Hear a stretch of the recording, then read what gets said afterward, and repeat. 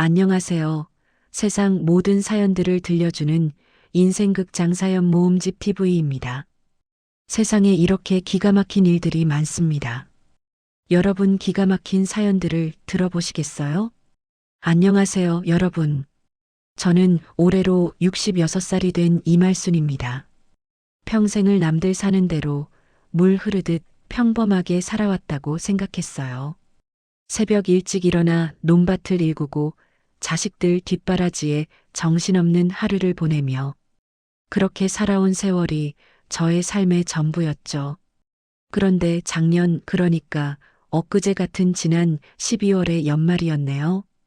잊을 수 없는 경험을 하게 되었습니다. 난생 처음으로 해외라는 곳을 가보게 된 거예요. 아들 녀석이 어머니, 올해는 꼭 해외에서 따뜻하게 연말 보내셔야 합니다. 하며 손수 비행기 표며 숙소까지 다 예매해뒀지 뭡니까. 필리핀 세부라는 곳이라더군요. 사실 처음 아들 내외가 세부 이야기를 꺼냈을 때 저는 손사래부터 쳤습니다. 아니, 내 평생 해외는 무슨 해외? 집 떠나면 고생이라는데 편한 내 집 두고 낯선 땅에 가서 뭘 한대? 속으로 이런 생각뿐이었죠. 게다가 말이 안 통하는 곳에 가는 것은 상상만 해도 아득했어요. 저는 한국말 외에는 아는 것이라곤 헬로, 땡큐가 전부인 토종 한국 사람이거든요. 하지만 아들 내외는 제가 뭘 싫다 좋다 할 틈도 없이 일사천리로 일을 진행했습니다. 어머니, 평생 고생만 하셨는데 따뜻한 남쪽 나라에서 푸른 바다 한번 보세요. 아들 녀석의 간절한 눈빛과 며느리의 살가운 웃음에 결국 저는 두 손을 들고 말았죠. 자식들 성의를 생각해서라도 한번 가봐야지. 공항에 도착한 순간부터 저는 이미 정신이 없었습니다. 수많은 사람들이 어디론가 바삐 움직이고 제 귀에는 낯선 외국어들만 윙윙거렸어요. 이곳이 인천국제공항인데도 이미 외국 같더군요. 괜히 따라온 건 아닐까?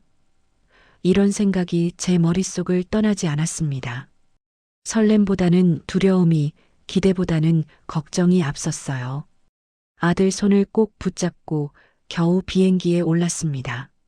창밖으로 구름만 끝없이 펼쳐진 풍경은 제가 여태껏 살아온 세상과는 너무나도 다른 모습이었죠. 낯선 공기와 낯선 풍경, 낯선 사람들 모든 것이 저를 움츠러들게 했습니다. 하지만 곧 착륙한다는 안내 방송이 나오고 후텁지근하면서도 야자수 냄새가 물씬 풍기는 세부의 공기에 발을 디뎠습니다. 이제 어쩌겠니, 말순아. 여기까지 왔는데 그냥 즐겨야지. 저 자신을 다독이며 저는 어색하게 미소를 지어 보였습니다. 하지만 그때까지만 해도 저는 이 여행이 제 인생에서 가장 아찔하면서도 가장 따뜻한 순간으로 기억될 줄은 꿈에도 알지 못했습니다. 리조트에 도착하니 모든 것이 이국적이었습니다. 높다란 야자수들이 바람에 흔들리고 에메랄드빛 바다는 그림처럼 아름다웠죠. 분명 아름다운 풍경인데도 제 마음 한구석에는 여전히 불안감이 자리 잡고 있었습니다. 언어가 통하지 않는다는 것이 이렇게 큰 장벽일 줄이야. 자식들이 옆에서 꼼꼼하게 챙겨주지 않았다면 저는 아마 리조트 밖으로 한 발자국도 나가지 못했을 거예요. 여행 셋째 날 아들 내외는 리조트 근처에 있는 기념품 가게들을 구경하자고 했습니다. 작은 상점들이 옹기종기 모여있는 골목은 알록달록한 옷가지들과 수공예품들, 그리고 코코넛 향이 뒤섞여 활기 넘치는 분위기였어요. 구경하는 사람도 많고 다들 저처럼 관광객인 듯 했습니다. 어머니, 여기 예쁜 것 많으니까 천천히 구경하세요. 며느리가 제 팔짱을 끼고 가게 안으로 이끌었죠. 저는 가게 입구에 걸려있는 예쁜 자개 공예품에 눈을 빼앗겼습니다. 영롱하게 빛나는 조개 껍데기가 꼭 우리 바다에서 나는 조개 같기도 하고 아는 언니들에게 선물하면 좋겠다는 생각이 들었어요. 얘들아, 엄마 저기 잠깐만 둘러볼게. 저는 그 작의 공예품에 홀려 무심코 그렇게 말하며 발걸음을 옮겼습니다. 아들 내외는 다른 쪽을 구경하고 있었기에 저는 잠시 저 혼자 공예품을 더 자세히 보게 되었죠. 이것 참 곱네. 우리 손녀딸 주면 좋아하겠네. 이런 생각을 하며 한참을 고르는데 어딘가 이상했습니다. 아까까지 왁자지껄하던 아들 내외의 목소리가 들리지 않았어요. 애들아, 예인아, 정연아, 몇 번 이름을 불렀지만 대답이 없었습니다. 처음에는 이리저리 구경하다가 옆 가게로 넘어갔나 보네. 하고 가볍게 생각했죠. 저도 자연스럽게 옆 가게로 발걸음을 옮겨보았지만 어디에도 아들 내외의 모습은 보이지 않았습니다. 제 마음속에 작은 파동이 일기 시작했습니다. 점점 주위에 있는 사람들이 저를 스쳐 지나갈 때마다 왠지 모르게 저만 혼자라는 느낌이 강하게 들었어요. 그 순간 저는 본능적으로 가방을 뒤적여 휴대전화를 꺼냈습니다. 어딜 갔을까 전화해 봐야지. 그런데 맙소사. 휴대전화는 분명히 제 손에 들려 있었는데 화면이 깜깜했습니다. 진동으로 해놓고 잠가뒀던가. 허둥지둥 전원 버튼을 눌렀지만 아무 반응이 없었죠. 액정 위에는 불길하게도 배터리 5%라는 글자가 선명하게 떠 있었습니다. 이런 진작 충전해 놓을 것을. 제 손은 저절로 바르르 떨리기 시작했습니다. 주변은 이제 제게 익숙한 한국말이 아닌 빠른 영어와 타갈로그어만이 난무하는 낯선 소음으로 가득했습니다. 수많은 얼굴들 속에서 저는 혼자가 된 듯한 섬뜩한 기분이 들었습니다.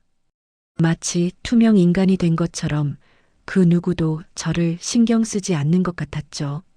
심장이 쿵 하고 내려앉는 것 같았습니다. 갑자기 온몸에 땀구멍이 열리는 기분이었습니다. 손바닥에는 식은땀이 흥건했죠. 제가 잠시 한눈을 파는 사이에 가족들과 완전히 떨어진 것 같다는 불길한 예감이 현실이 되는 순간이었습니다. 저는 아까 아들 내외와 함께 걸었던 길을 되짚어 돌아가 보려 애썼지만 아까와는 풍경이 조금씩 달라져 보였습니다. 분명히 지나왔던 가게인데 왠지 모르게 낯설게 느껴지는 건 그저 제 불안감 때문일까요? 사람들은 저를 스쳐 지나갔고 모두들 자신의 말로 바쁘게 이야기했습니다. 그 어떤 말도 제 귀에는 제대로 들어오지 않았습니다. 제 머릿속은 온통 어떡하지? 라는 질문으로 가득 찼죠. 리조트 이름은 뭐였더라? 아들 전화번호는 잊어버렸는데. 맙소사, 나는 지금 아무것도 아는 게 없구나. 해가 기울기 시작했습니다. 하늘은 아까의 푸른빛을 잃고 주황색과 붉은색으로 물들어가고 있었지만 제게는 그저 공포스러운 색깔로만 다가왔습니다. 기념품 가게가 즐비했던 번화가는 점점 어두워졌고 저는 어느새 점점 좁은 골목으로 들어서고 있었습니다. 좁고 후미진 길에는 사람도 드물었고 가게들도 하나둘 문을 닫기 시작했습니다. 낮에는 보이지 않던 낯선 시선들이 저를 쫓아오는 듯한 기분이 들었습니다. 혹시 여기 어디죠? 저는 용기를 내어 지나가는 사람에게 작은 목소리로 말을 건넸습니다. 한국어로. 하지만 그 사람은 제가 건넨 말을 알아듣지 못하고 의아한 표정으로 저를 바라보다가 이내 가던 길을 갔습니다. 그 어떤 표정도 읽을 수 없는 그들의 눈빛은 제게는 그저 낯설고 두렵기만 했습니다. 한 번, 두 번 용기를 내어 다른 사람에게도 똑같이 물어보았지만 결과는 마찬가지였습니다. 그들은 어깨를 으쓱하거나 알아듣지 못하는 표정으로 고개를 젓고는 저를 지나쳐갔습니다. 이곳은 아무도 내 말을 이해해주지 않는 곳이구나. 깨달음과 동시에 저를 고립시키는 벽이 느껴졌습니다. 제 손에 들린 휴대전화 액정 위에는 여전히 배터리 5%라는 숫자가 깜빡거리고 있었습니다. 저의 마지막 희망이 곧 사라질 것이라는 암시처럼 말이죠. 저는 이제 어떻게 해야 할지 전혀 알 수 없었습니다. 무작정 걷다 보면 뭔가 해결될까 하는 마음으로 걷고 또 걸었지만 그럴수록 길은 더 미궁으로 빠져드는 듯 했습니다. 모든 것이 제게는 너무나도 낯선 것들이었죠. 그때였습니다. 문득 저의 머릿속을 스치는 생각이 있었어요. 이대로 이곳에 혼자 남겨질 수도 있겠구나.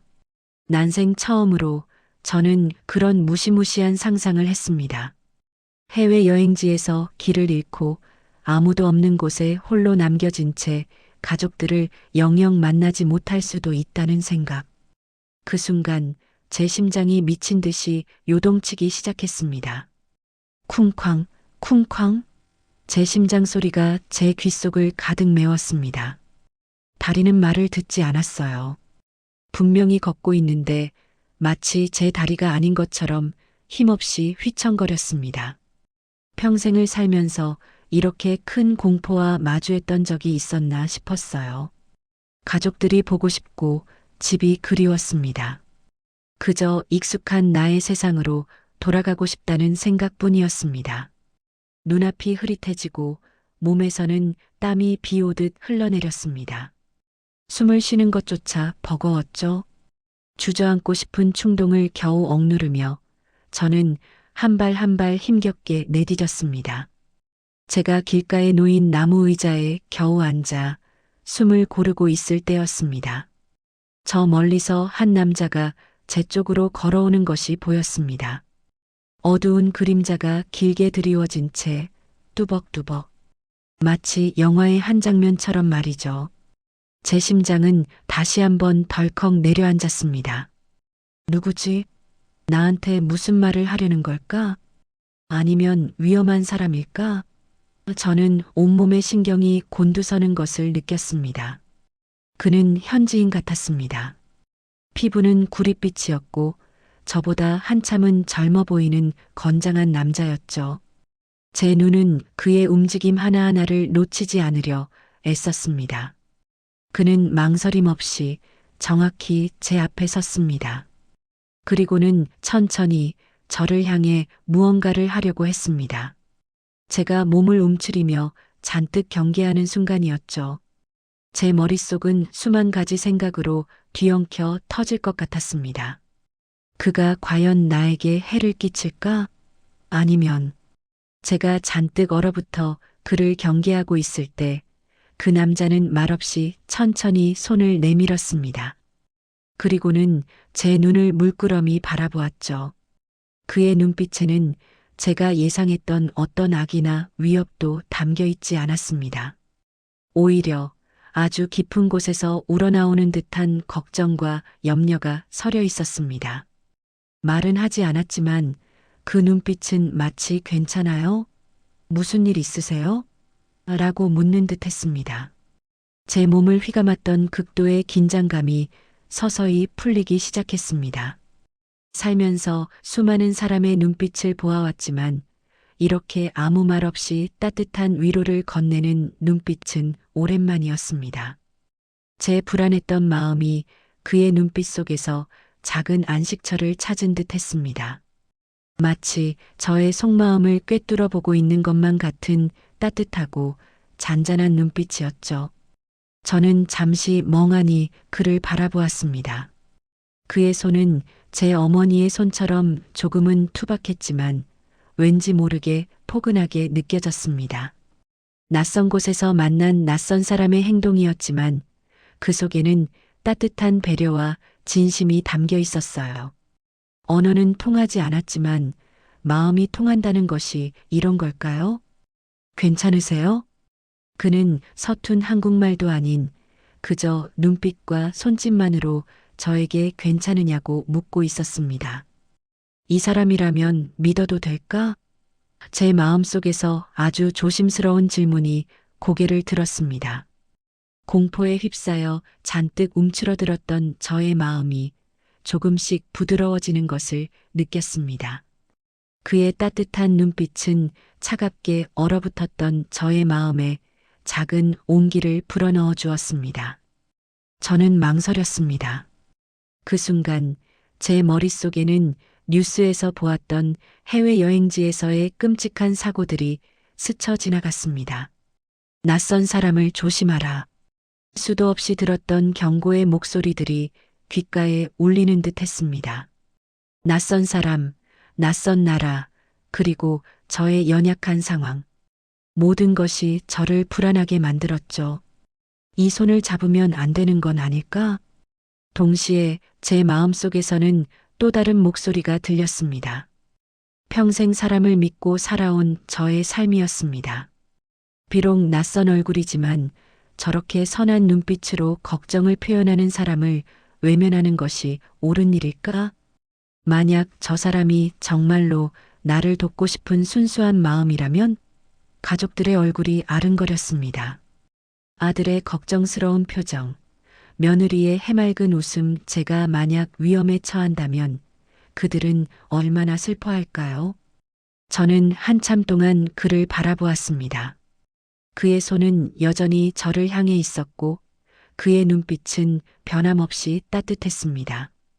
제가 살아온 60여 년의 세월 동안 저는 수많은 사람의 손을 잡아왔습니다. 정직하게 땀 흘려 일하는 농부의 손, 자식들을 위해 억척같이 살아온 아낙네의 손, 그리고 저의 가족들의 따뜻한 손. 저는 언제나 사람의 선한 마음을 믿으려 노력하며 살아왔습니다. 그 믿음이 저를 지탱해 주었고 저의 삶을 풍요롭게 만들어 주었으니까요. 결국 저는 떨리는 손을 들어 그의 손 위에 가만히 얹었습니다. 제 평생 가장 큰 용기를 냈던 순간이었을 겁니다. 그의 손은 차갑지도 뜨겁지도 않았고 그저 단단하게 저의 손을 감싸 안았습니다. 그 순간 제 마음속에 자리 잡고 있던 모든 공포와 불안감이 신기하게도 스르르 사라지는 것을 느꼈습니다. 그 손을 잡는 순간 왠지 모르게 안심이 되었습니다. 그래, 이 손을 믿어보자. 믿지 않으면 나는 이 낯선 곳에서 영영 혼자가 될지도 몰라. 그 필리피노 남자의 손은 단순한 신뢰를 넘어 저에게 낯선 곳에서의 유일한 희망처럼 느껴졌습니다. 그는 제 손을 잡고 천천히 발걸음을 옮겼습니다. 굳이 말을 하지 않아도 저는 그가 저를 어디론가 안내하고 있다는 것을 직감할 수 있었습니다. 그는 제가 걷는 속도에 맞춰 천천히 걸었고 혹여 제가 넘어질까봐 제 팔을 살짝 지탱해 주기도 했습니다. 저는 그저 그의 손에 이끌려 걷고 또 걸었습니다. 어둠이 짙게 깔린 골목이었지만 그의 옆에 있으니 더 이상 두렵지 않았습니다. 걸어가면서 저는 조심스럽게 그의 얼굴을 바라보았습니다. 그는 저보다 한참 젊어 보였지만 눈가에 잔잔한 미소가 번지는 모습이 제 아들을 닮은 듯 하기도 했습니다. 이 사람도 누군가의 귀한 아들이겠지. 가족들이 걱정하고 있을지도 모르는데 낯선 할머니를 이렇게 돕다니. 제 마음속에서는 고마움과 미안함이 뒤섞였습니다. 한참을 걸었을까요? 좁은 골목길을 벗어나자 환하게 불이 켜진 건물이 보였습니다. 그의 안내를 받아 건물 안으로 들어서니 TOURISTPOLIC라고 쓰여 있었습니다. 아, 경찰 관광센터였던 거죠. 그제야 저는 안도의 한숨을 내쉬었습니다. 그는 저를 경찰관에게 인계하고는 제가 앉을 수 있도록 의자까지 당겨주었습니다. 이제 모든 것이 해결될 것 같다는 생각에 저는 그에게 연신 고개를 숙였습니다. 정말 고마워요. 제가 아는 말이 없어서 정말 감사합니다. 몇 번이나 감사하다는 말을 되뇌었지만 그는 알아듣지 못하는 듯 그저 조용히 미소만 지을 뿐이었습니다. 이제 그는 제가 안전한 곳에 왔으니 가려 하는 것 같았습니다. 그가 떠나려고 하는 순간 저는 그를 붙잡고 싶었습니다. 그의 선의에 보답하고 싶다는 마음이 간절했습니다. 하지만 그에게 줄 수 있는 것이라곤 저의 진심 어린 감사 인사뿐이었습니다. 그때 그가 저를 바라보며 서툰 영어로 한마디를 내뱉었습니다. My mother same age. 제 귀를 의심했습니다. 그의 말은 저의 어머니 같은 나이예요. 라는 뜻이었습니다. 그 짧은 한마디에 제 심장은 다시 한번 크게 울렸습니다. 아, 그는 그저 저의 얼굴에서 자신의 어머니를 본 것이었구나.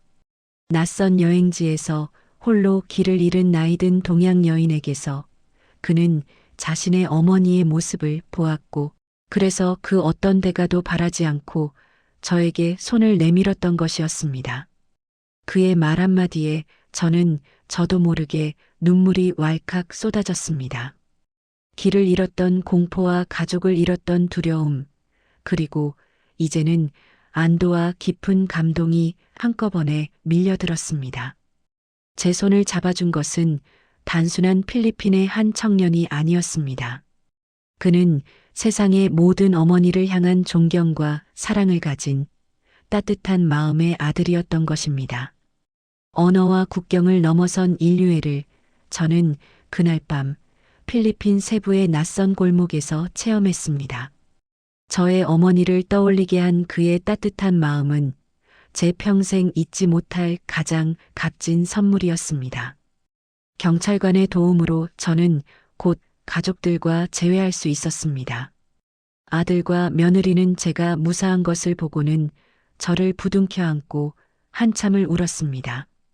그들의 눈물 속에서 저는 제가 얼마나 소중한 존재인지를 다시 한번 깨달았습니다.